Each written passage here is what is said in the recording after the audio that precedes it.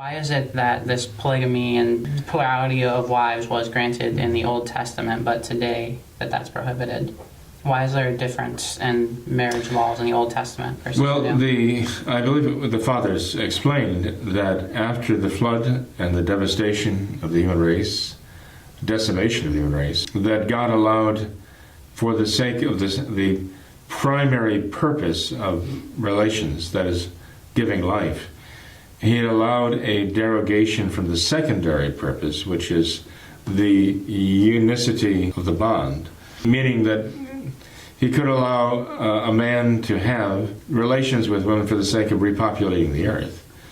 Now, you couldn't do that, and I couldn't do that, but God could, if He so chose, because we know that the primary essential purpose of marriage and marital relations is the sake of giving life. It's something that the modern world doesn't want to hear and won't accept, but it is a fact. That's God's purpose. The secondary essential purpose is the mutual support and care of the husband and wife for each other, fidelity to each other, right?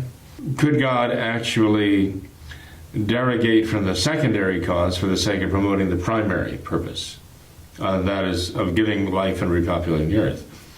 The fathers of the church said that He could do so. In fact, He did so. Was there a watershed moment, Father, when God said, up to this point it's been acceptable to do this, but from here on out it's not acceptable anymore? Was there a specific time when our Lord said that, or how did the human race know that this practice is no longer acceptable?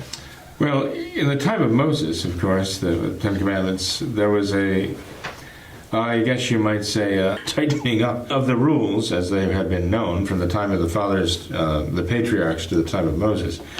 Even then, there was a certain latitude, but nonetheless, I mean, God made it very clear through the Decalogue and also in what followed. For example, the slaying of 23,000 because of their fornication in the desert, that He was not going to allow that or tolerate that any longer. We shouldn't really be surprised at that, though, because God could actually tolerate things that are evil, because that's what toleration means. You tolerate something that is evil. Right? Very definition of toleration. We know for a fact that God did tolerate, according to the Mosaic law, men putting away their wives and taking other wives. He tolerated divorce. Not that He condoned it, but He tolerated it.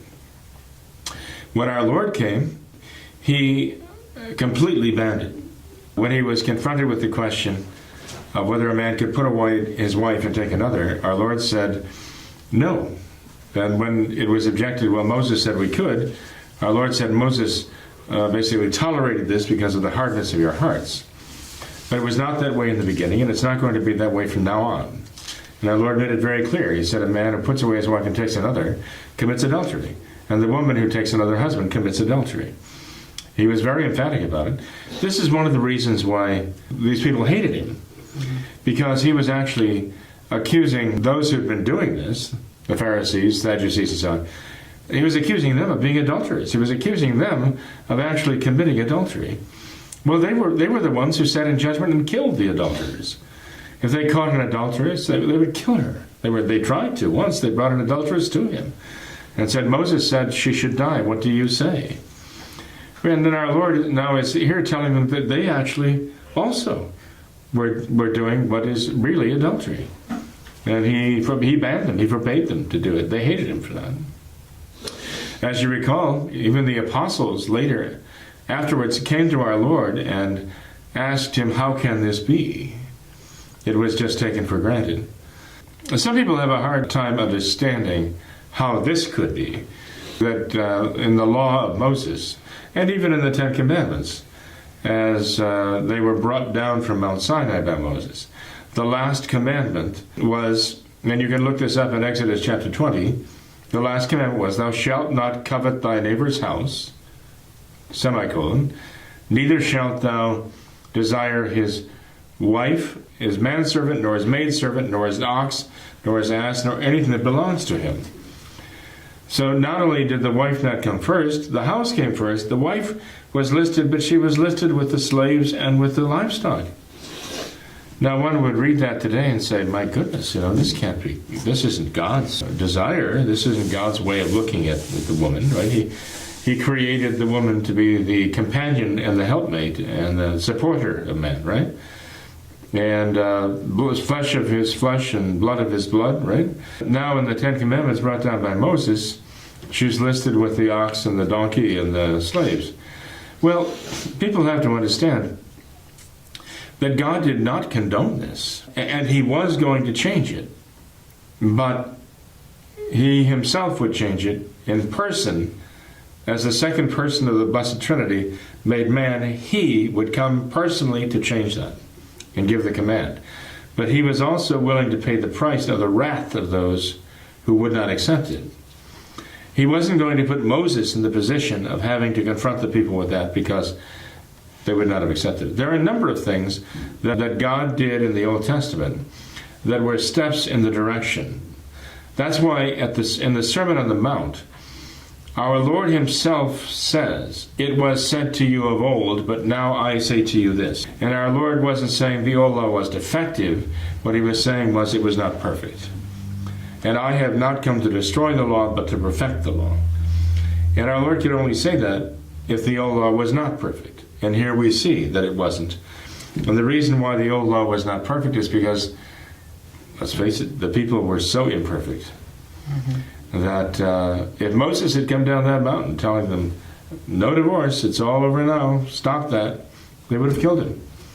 So rather than have Moses do it, our Lord himself, God himself, would come from heaven and he would tell us, "This is now what I demand of you. This is the new law." And he would brave the consequences.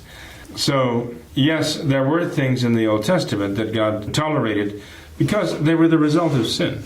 But he didn't condone them, and they were going to be reformed. But the law was made perfect with the coming of Christ. That's the new law. How typical is this, Father, of man to kind of just ruin everything? You know, all of these problems that we hear in the Old Testament, even all these discussions of polygamy and fornication and divorce and all of this, it's all a result of man ruining God's ideal for marriage. He created them in the Garden of Eden to be one husband and one wife, and for the wife to be a helpmate. And he had this perfect ideal of marriage set in place, and it was man that ruined it. And because he did that and didn't follow God's law, now we have all of these problems of these divorce and all of these other things. And so many people like to say, you know, bring all this up and try and criticize God and say, why did you know, there was all these problems going on with all of these things and it's all your fault, when in reality, if they would just consider the fact that God created marriage to be perfect, his ideal of marriage was perfect, but it was mankind that perverted it, and since he perverted it, you now have all of these problems. Well, that's absolutely true.